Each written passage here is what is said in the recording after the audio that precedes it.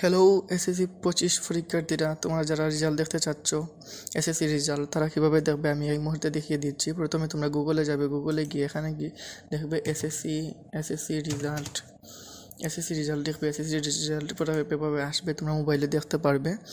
এভাবে আসার পরে এখানে প্রথমটা দেখবে এডুকেশন বোর্ড রেজাল্ট, এখানে ক্লিক করবে। এখানে ক্লিক করার পরে এখানে এরকম একটা ইন্টারফেস আসবে। এখানে ইন্টারফেসের মাঝে তোমাদের এক্সামিনেশন এসএসসির, এখানে গিয়ে এসএসসি দিবে, ইয়ার দিবে 2025, বোর্ড দিবে।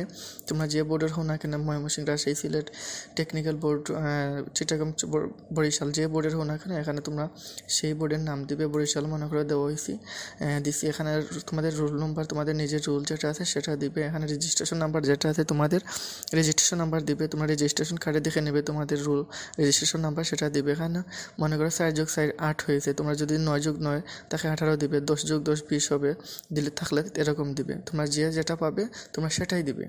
এখানে দিয়ে এখানে সাবমিট আছে, সাবমিট বাটনে ক্লিক করবে। ক্লিক করলে তোমরা তোমাদের রেজাল্ট দেখতে পারবে।